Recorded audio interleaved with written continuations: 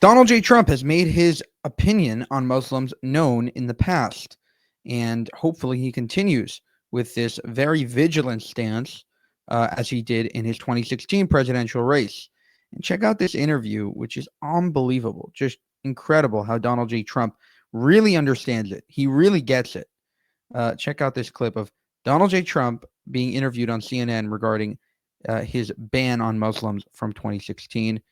Jake Tapper tries to sort of get him, and he teaches him the truth. Let's talk about the reason why a lot of Republican leaders say they're expressing such anxiousness these days, and that is your call Monday for a, quote, total and complete shutdown of Muslims entering the U.S. There's now some polling information, and you cite polls all the time. You say, what can you go by if not the polls?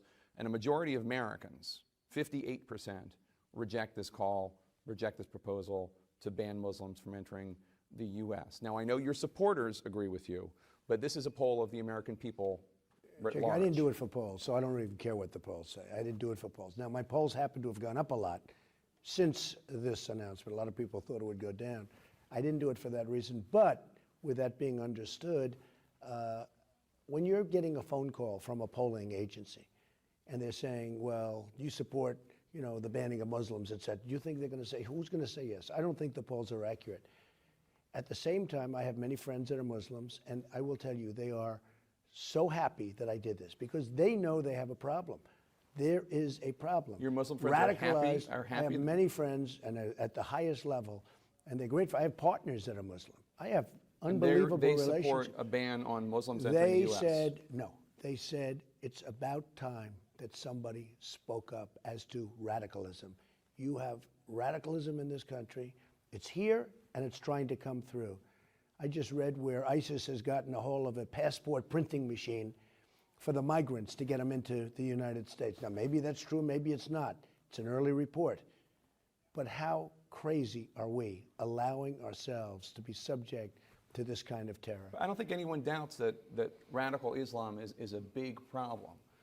But I think the question is your proposed solution a good thing or not?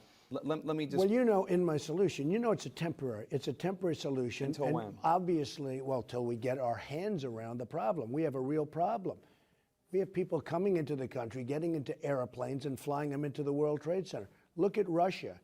That was a problem. I mean, with the airplane coming down, we have all over.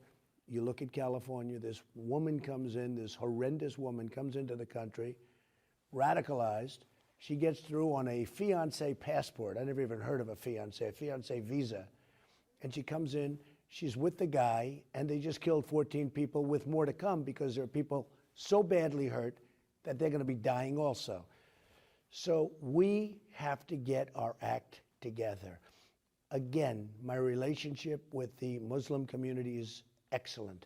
I've had people call me at the highest level saying you're doing us a favor because they know they have a problem very well. I mean, they really know they have a problem. But they don't support the ban, you said. They don't support stopping all Muslims. They just like the idea that somebody's talking about it. Nobody talks about it. It's not politically correct. It's like the guy that saw all the bombs lying on the floor of the apartment in California.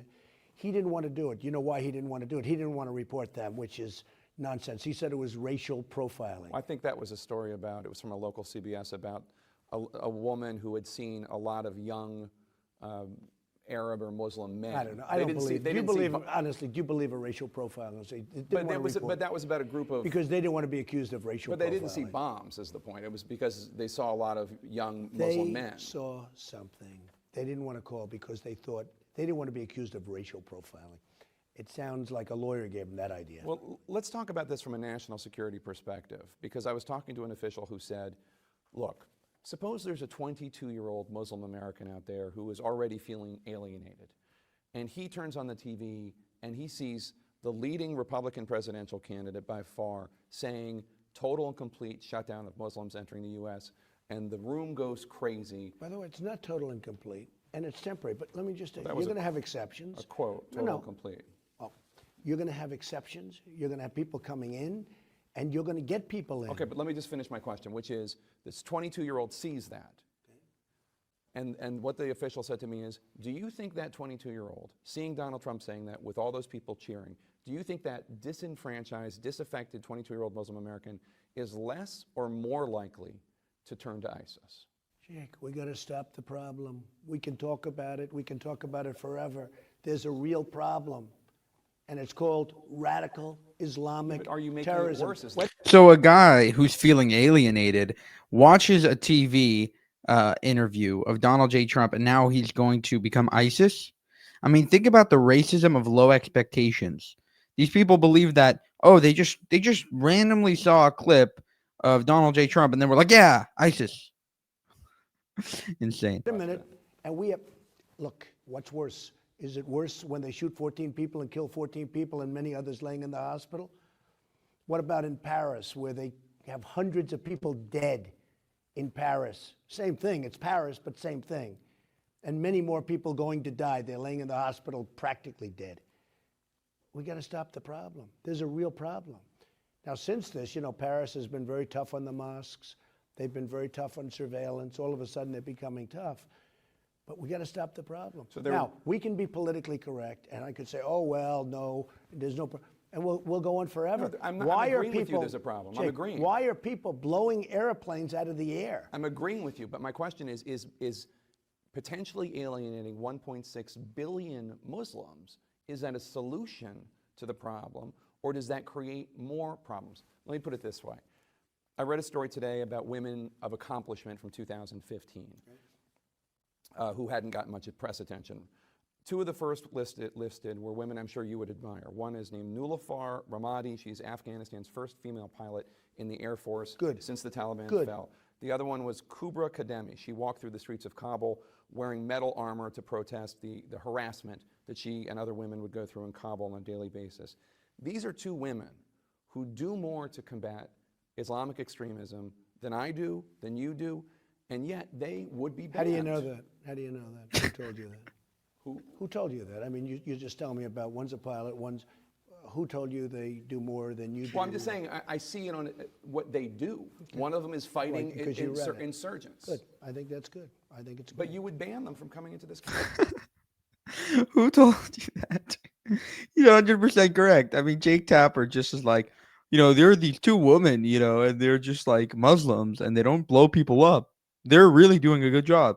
Trump is like, well, what do you mean? What are you talking about? Like, yeah, the racism of low expectations. Again, it's like there's these two people that actually aren't extreme in the Islamic world. Look what they're doing. They would be banned from the United States. Like, that's a normal thing. The entire society should be like that. There should be maybe 5%, maybe 2% radicalized. You're talking about 1.5 billion people, 2 billion people. If even 2% are radicalized, that's a massively high number. And if 10% are radicalized, forget about it. I mean, just the idea that you expect them to be terrorists is such a crazy mindset. And it's again, it goes back to this idea that people that are not Westerners have such low expectations that if they do anything that seemingly is not, radical and seemingly is towards peace, it's like applauded by the entire world. Look, I don't know anything about the women you just mentioned, okay? But a lot of good people. When the woman came in, just so you understand, when the woman came in as the fiancée, right? Everybody said, oh, isn't that lovely? She's a fiancée. She came and she was radicalized.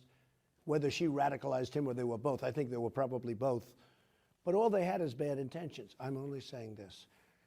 There's a group of people, it's a problem. And everybody knows it's a problem. And nobody wants to talk about it. And a lot of people agree with what I'm saying. And if you read a lot of the papers, especially the international papers, where they do have massive problems with this, I'm getting a lot of support. Now, it's temporary, but we have to get our arms around the situation. Who are you getting Let me just from? tell you, well, take a look, read the newspapers, read international did, but I saw Netanyahu newspapers. put out a statement distancing himself from you. Well, when David you say, no, Cameron not did. distancing himself. I had a meeting with Netanyahu. I could be at the meeting right now. But he condemned your remarks, is all I'm saying. He did, and that was sort of interesting. He modestly condemned him, and I thought it was somewhat inappropriate that he condemned him, but that's okay. He wanted. Think about how crazy that is. You have a guy that's the state of Israel dealing with radical Islamism all the time. Donald J. Trump puts up a Muslim ban because he doesn't want this radical Islamist coming into his country. into America, and then Netanyahu condemns him. That's just insane. That was a very big strenuous part of the reason why Donald J. Trump had some issues with Netanyahu, and rightfully so. When you are trying to back Israel, just like today, nothing changed. Donald J. Trump gives Israel the green light. What's going on? What happened? Why isn't Hamas gone? Donald J. Trump says, Israel, unleash hell. Where's the hell? Where is the hell? To condemn him, that's what he does, okay? But we have a problem. I'm not looking to be politically correct. I'm doing this to do the right thing. This and other things. When I say this, I'm running to do the right thing. I'm doing the right thing. Our country has a problem. People are in fear. They're waiting for the next attack. We have a president that won't even mention the name of the problem. He will not utter the words. It's ridiculous. We have a president. You know why he won't, though, right? It's the same reason Bush was reluctant to. I don't believe that. I I don't believe that he's not doing it, and Hillary Clinton won't do it either. But their explanation is that it feeds into what ISIS wants, which is this to be a showdown between the West and Islam. And okay, and I say it differently. You have to identify the problem, okay? It's a real problem. I call it radical Islam too, but I'm just saying that's why he does it. Well, he's wrong. You have to identify the problem. He is not identifying the problem. He's wrong. She's wrong. Hillary Clinton is wrong. She's been wrong about a lot of things, but she's wrong. And if you don't identify the problem, you're never going to solve the problem. 100%. That is so on the money there.